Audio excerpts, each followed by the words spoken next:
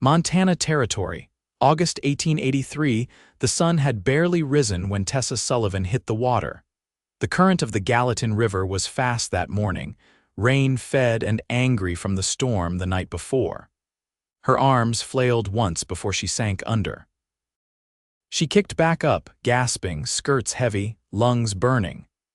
The shock of the cold cut through her like a blade. She had not tripped, she had been pushed. The face of the man who did it, Thomas Brigg, owner of the bank and half the buildings in town, flashed in her mind.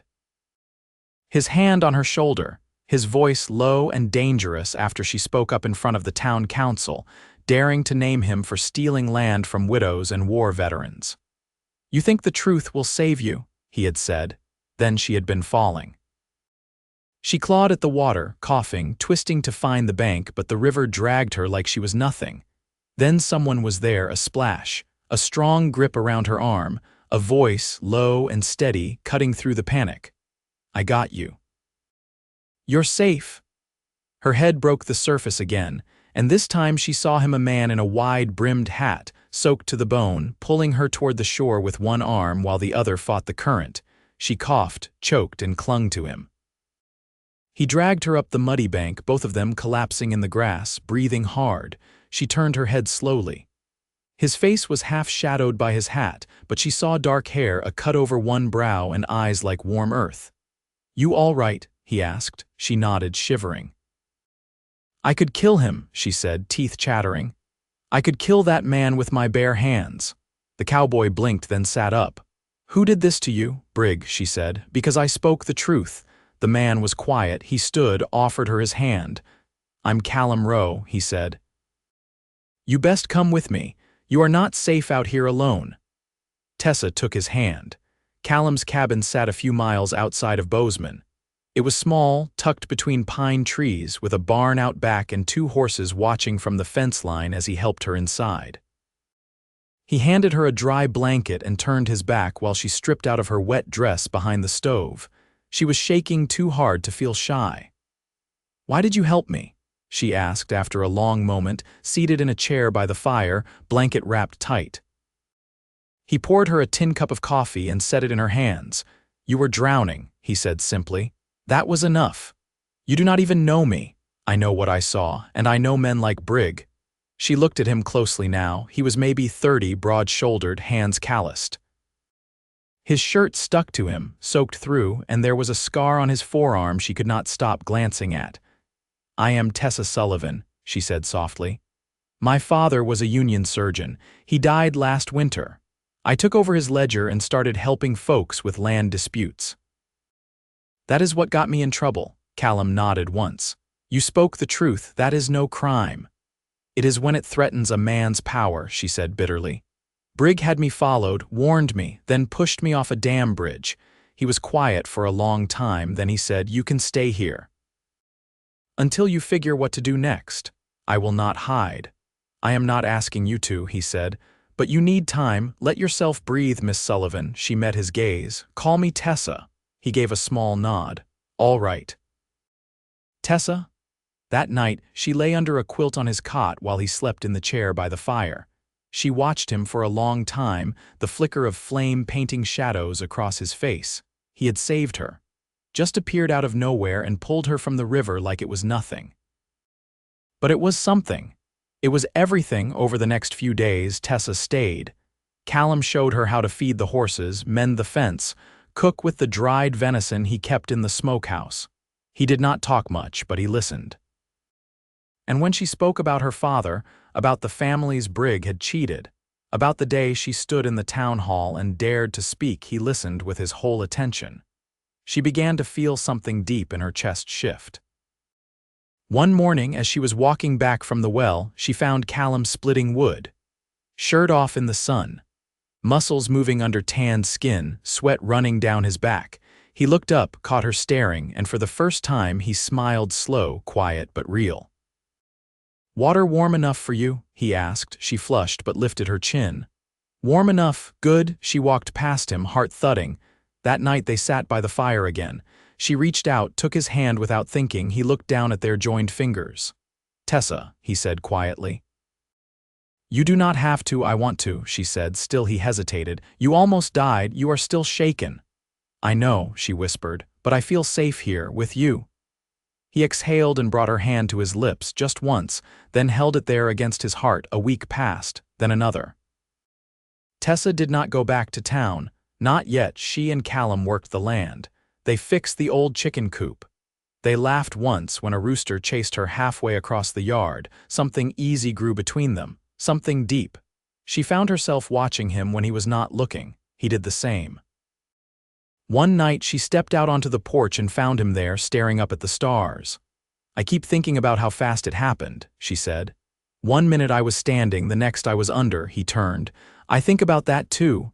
She moved to stand beside him. Their shoulders touched. I have not felt this way since before my father died, she said softly. Like I am breathing easy again. Callum looked at her, and this time he did not hold back. He leaned in, kissed her slow, steady, and she kissed him back. The stars kept spinning. But for a moment the world was still. Morning mist clung to the valley floor, curling low around the lodgepole pines. Callum saddled his mare in silence while Tessa stood nearby, her shawl pulled tight against the chill. She watched the way his fingers moved, sure, practiced, and felt the familiar pull low in her chest.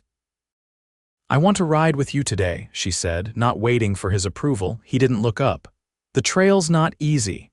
I'm not asking for easy. He gave a quiet nod and fetched his spare saddle. Keep to my left. Don't let the slope fool you, some of this land's soft under hoof. They rode north, the sun climbing slow over the ridgeline, until the trees thinned and the land opened into a stretch of grazing meadow dotted with wild rye. Tessa leaned forward in the saddle, eyes sweeping the horizon. Callum spoke without looking over. I run cattle here come spring. Snow melts fast off this side. She turned to him. You plan on staying in these parts long? I've never made plans that far ahead, he said, voice low. But I've stayed longer for less reason. She bit the inside of her cheek, unsure how to answer that. Later they dismounted by a dry creek bed, long since drained to rock and dust. Callum knelt beside it, studying the ground. Something wrong? She asked. Tracks, he said. 2 horses. Heavy riders. Moved toward the ridge. She crouched beside him, hand brushing the print. You think they're looking for me? Could just be passing through, but they're not local. She looked up sharply. You can tell that from a hoofprint. The iron's different, sharper edge. Eastern made, not like what folks here use. Tessa stood, arms folded. If Briggs sent men after me, he'll regret it. Callum rose too, brushing dust from his trousers. You won't be caught off guard, that much I promise. They rode back in silence, the wind whistling through dry grass. That evening she found him out behind the barn, brushing down the mare. She leaned against the fence, watching the quiet rhythm of his hands. Where did you come from before Montana? She asked. He didn't stop his work. Arkansas, before the war. You fought, he nodded once. Confederate cavalry, lost my older brother in Virginia. After that I rode west. She stepped closer. You don't talk about it. There's not much worth saying. You lost someone, she said softly. He looked up, eyes tired. Didn't we all? She reached out, touched his wrist. I'm sorry. His hand stilled on the horse's mane. It was a long time ago. They stood like that a while, the sun dipping low, the smell of dust and horse sweat thick in the air. That night, Callum added a second quilt to the cot without saying a word. When she lay down, she found it warm from where he'd held it close. Her fingers curled in the fabric in the darkness, his voice drifted from the chair. I ain't good at talking. You don't have to be, she whispered. You just need to keep showing up. She heard his breath catch just a little. I will, he said, so long as you want me to. She turned her face to the wall, smiling into the dark, heart steady. The next morning she woke to the smell of coffee and frying salt pork. Callum was already outside, chopping kindling near the woodshed. She poured him a cup and brought it out, watching the swing of the axe, the clean line of his jaw as he worked. You always start the day before dawn, she asked. I like quiet, he said. Gives me time to think. She handed him the tin cup. What do you think about? He took a sip, then looked at her over the rim. Lately. Her cheeks flushed, but she didn't look away. A few hours later, they rode down to the edge of town, not yet just close enough to see the rooftops and the smoke from the smithy. Callum pointed to a small homestead tucked near the cottonwoods. That's the McClure place, widow and her 2 boys. Brigg tried to seize it last year, claimed her deed was forged. Tessa's jaw tightened. Did she fight it? She tried. Lawyer came up from Helena, but the case was dismissed on a technicality. They watched the house a moment, quiet. I want to fix this, she said. Not just for me, for all of them. Callum turned toward her. Then we will. She looked up at him, eyes shining. You'd stand beside me. He didn't hesitate. I already am. By dusk, they were back at the cabin, the horses fed, the lantern lit low. Tessa sat cross-legged on the floor, sorting through her father's old ledger, which she'd wrapped safe in oilcloth and brought with her. She hadn't opened it since the river. Callum crouched beside her, watching her finger trail down a page. This entry, she said, tapping lightly. Brigg took land from a man named Elijah Rourke. Said he owed interest, but there's no record of a loan. Callum's brow furrowed. Rourke's buried just outside town, died late spring. She looked up. He still has kin, a niece, I think, lives with the school teacher. Tessa shut the book slowly. Then we start there. He nodded once, then reached out and brushed a strand of hair behind her ear. You're not afraid, are you? I was, she said. But not anymore. His hand lingered a breath longer than it needed to, then fell away. As the fire burned low, she leaned her head against his shoulder. He didn't move, just let her rest there, the silence between them full of something solid and unfolding. Outside, the wind picked up, carrying the first scent of early frost. Inside, their hearts kept time. The sky had just begun to pale when Tessa lifted her father's ledger off the table and tucked it into her satchel. A thin layer of ash clung to the hearthstones, the fire long since burned down. Callum was buckling his holster near the door, his coat already on. You're sure she'll speak with us? Tessa asked, wrapping her scarf around her throat. She's cautious, Callum said, but she's no friend to Brigg. If she's holding anything back, it's to protect someone else. The ride into town was quiet. The frost hadn't yet melted from the fence rails, and the wind was sharp enough to bite through wool. Most of Bozeman was still asleep, but smoke curled from a few chimneys. They tied the horses behind the chapel and walked the rest of the way to the schoolhouse, boots crunching over gravel. Callum tapped twice on the back door. After a pause, a young woman opened it, her braid tucked into her collar, eyes wary. Miss Crowley, Callum said, nodding. Mr. Rowe, this must be the woman you mentioned. Tessa Sullivan, Tessa said, offering her hand. The teacher hesitated before taking it. You're the one Brigg's been whispering about. I've heard. You should come inside. The kitchen smelled faintly of yeast and apples. A kettle hissed on the stove. Seated at the table was a girl of maybe 17, dark-haired, with a stubborn tilt to her chin. Delia, the teacher said gently, these folks are safe. The girl's gaze flicked to Callum, then to Tessa. You want to know about Uncle Elijah? Tessa nodded. Only if you're willing. Delia's fingers tightened around her teacup. He signed nothing. Brigg came by twice, tried to get him to borrow against the land. Uncle said no both times. Did Brigg threaten him? Tessa asked. Not in front of me, Delia said. But after the second visit, Uncle kept the shotgun by the door. He said men like Brigg don't ask twice unless they plan on taking what they want. Callum leaned forward slightly. Do you still have the property deed? The girl hesitated, then rose and disappeared down the hall. When she returned, she held a folded parchment, the seal still intact. Tessa took it with care. This might be the proof we need. You'll bring this to court? Delia asked. Even if Brigg owns the judge, I'll bring it to Helena if I have to, Tessa said. And I'll make sure your uncle's name is cleared. Delia looked away quickly, jaw tight. He was good. He didn't deserve what happened. Tessa reached across the table, resting her hand on the girl's for a moment. I believe you. They left through the alley, keeping to the edges of town. The sun had climbed higher now, casting long shadows across the snow patches still tucked under the eaves. She's brave, Tessa said as they mounted up. Callum adjusted the reins. So are you. They didn't speak again until they were halfway home, then Tessa looked over. "Did you ever think you'd end up playing escort to a woman chasing land fraud?" "I've done stranger things," he said, "but never for someone who makes me want to stay." She looked down at her gloves, then over at him again. "You mean it?" "I mean every word." That evening, while Tessa copied the deed into a fresh ledger, Callum sat nearby, sharpening his knife against a piece of whetstone.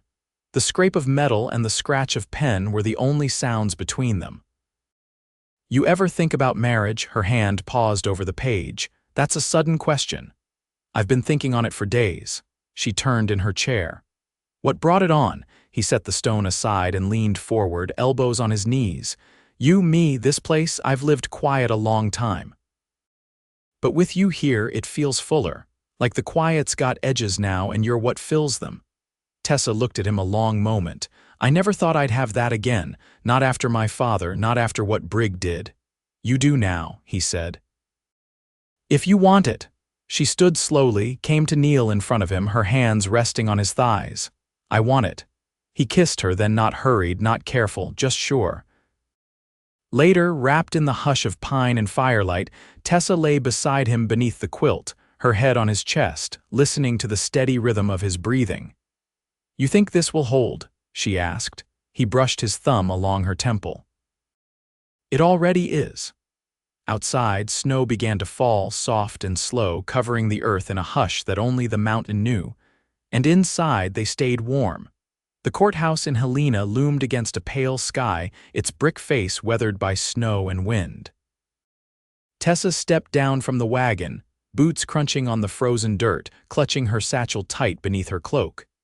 The deed and her father's notes were inside, wrapped in cloth and tied with twine.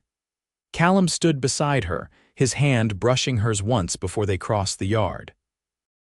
Inside, the air was warm, thick with the scent of old books and coal smoke. A clerk led them to a narrow room with tall windows and a long table scarred by ink and time. The district magistrate, a wiry man with thinning hair and half-moon spectacles, listened without interruption as Tessa laid out the evidence. She spoke clearly, steadily, her voice low but firm.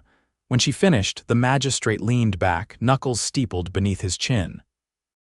"You understand this challenges a sitting land registrar," he said. "There'll be resistance." "I expect it," she replied, "but the facts stand." He glanced at Callum. "And you're her witness." "I saw the aftermath," Callum said. "And I know what kind of man Brigg is." The magistrate folded his hands across the desk. "I'll send for an investigator. Quiet for now. If what you've brought is sound, we'll bring it to trial." Tessa inclined her head. "That's all I ask." Outside, the streets bustled with wagons and bundled pedestrians. They walked side by side toward the inn, the wind tugging at the hem of Tessa's skirt. "You spoke like you'd been doing it your whole life," Callum said. "My father used to say truth needs a steady voice more than a loud one." He looked at her, eyes tracing the curve of her cheek. "You've got both." That evening, they sat near the fireplace in the inn's small dining room, a pot of rabbit stew between them and a single oil lamp casting slow shadows across the table. Tessa dipped her bread in the broth, then met his gaze. "You ever think you'd end up in a courthouse, standing beside a woman chasing down a man like Brigg?" "I've spent most of my life avoiding rooms like that," he said. "But I'd stand in any of them if it meant keeping you steady." She smiled, quiet and full. "I feel steady with you." They returned to the cabin 2 days later, wind burned and tired, but lighter. The pines shimmered with frost and a fresh dusting of snow. Inside, everything was as they'd left it. The ledger on the mantel, the quilt folded at the foot of the cot, the faint scent of pine smoke clinging to the walls. Tessa lit the lamp while Callum brought in firewood.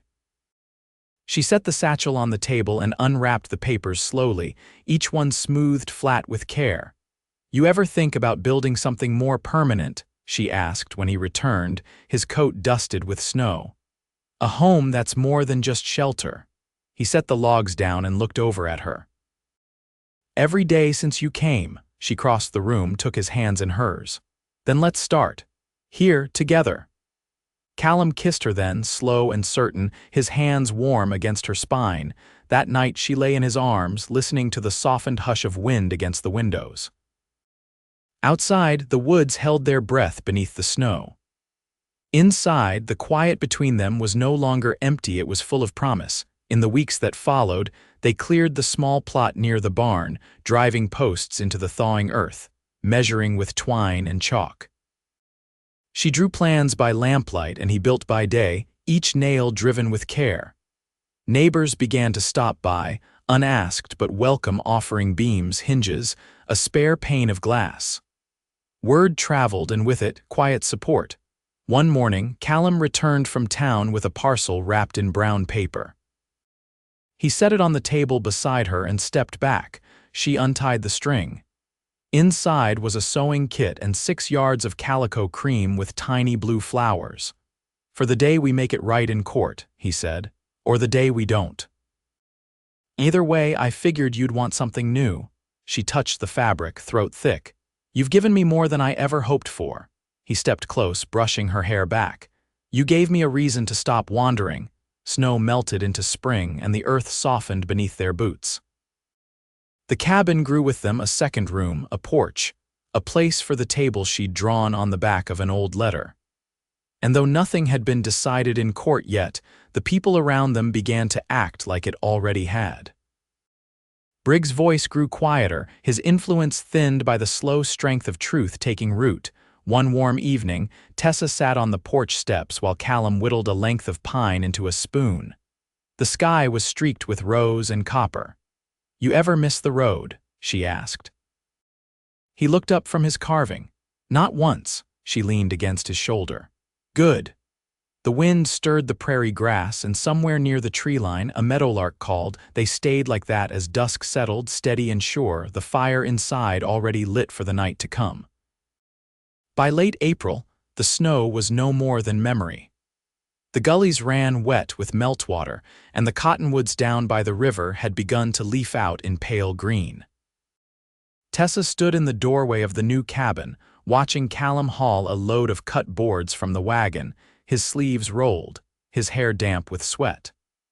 The frame of the porch was nearly finished, and she could already see where she'd hang the swing. "I've been thinking," she said as he walked past with the boards balanced on his shoulder. He set them down beside the steps. "Ought I be worried? I want to build something more than this house," she said. "Something lasting. A place where women like me can come when they've nowhere else to go." Callum sat on the edge of the porch frame, catching his breath. "You mean a refuge?" "I mean a place with walls and a roof and no man like Brig inside it," she said. "A place for widows. Women run out of town for speaking too loud." He studied her face. "You already know where it'll be." "There's land near the Holloway Creek," she said. "It used to be a stage stop, but it's been empty near on 3 years. I've got enough set aside to make an offer. You'll need help." "I was hoping you'd say that." He reached for her hand, calloused fingers sliding over hers.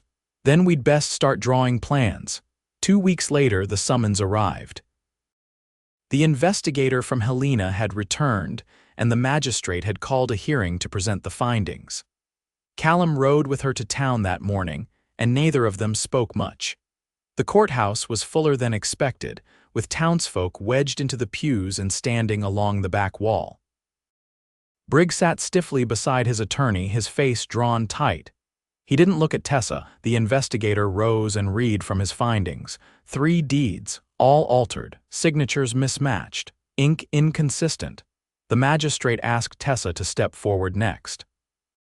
She unfolded her copy of the Rourke deed with steady hands and laid it flat on the table. "The original," she said, "preserved by the deceased's niece." The magistrate looked up. "You're certain? The chain of custody is documented and verified by your own man." Briggs' lawyer objected.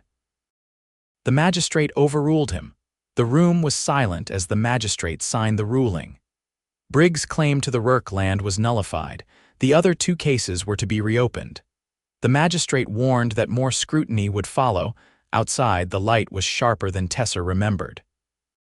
She stepped onto the street and the crowd parted to let her through. A few townsfolk tipped their hats. A woman pressed a folded handkerchief into her hand, murmuring thanks. Callum joined her near the horses. "You did what you came to do," she nodded, eyes damp. "It feels strange. Like I've been holding my breath since winter." He rested his hand on her back, steady and warm. "Well, you can breathe now." That evening they returned to the cabin. The porch was finished, the swing hung. She settled beside him in it, her head resting against his arm. The air smelled of damp earth and pine smoke. "I sent word to Helena about the land by Holloway," she said. "They've accepted my offer. I'll need to go up next month to sign." "I'll go with you," he said. She turned to him. "You've already built me a home." "You don't have to give me more." He leaned in, his forehead resting lightly against hers. "It's not about giving, it's about building something together. You're not just mine, Tessa, I'm yours too." She kissed him, slow and certain, the swing rocking gently beneath them. The weeks lengthened into summer. Wildflowers bloomed along the ridge, and the new porch filled with life. Baskets of herbs drying in the sun, fresh bread cooling on the sill, neighbors stopping by with nails or stories or just the comfort of shared company. By July, the house by Holloway Creek was theirs. With help from nearby ranchers and some of the very women Brigg had once tried to silence, they began to clear the weeds and repair the old structure. Tessa drafted a sign on a broad plank of pine, "The Hearth House." She nailed it herself, her hand steady on the hammer. Callum brought lumber and tools and never once asked if she was sure. He knew she was, by fall. 3 women had moved in, one with a child, one with a limp, one with a voice like gravel and a spine made of iron. They all had stories. Tessa listened to them all. She and Callum married in October under the cottonwoods near the river. The priest spoke plainly and the vows were simple. She wore the calico he'd given her. He wore his father's coat. When they kissed, it was quiet and long and full of every promise they'd already begun to keep. They spent their wedding night in the new house, the fire low, the windows open to the sound of crickets and wind in the grass. She lay beside him, her fingers tracing the line of his jaw. "I used to think love was something you found," she said. "But it's not, is it? It's something you build." "With time," he said, "and hands and grit. And a little mercy." He smiled, brushing his thumb along her cheek. "You've got all 3. Years passed in the shape of seasons. Some winters were harsh, some summers dry, but the house stood and so did they. More women came. Some stayed, some moved on. Tessa taught those who wanted to read, and Callum taught them to plant and mend and ride if they had the mind for it.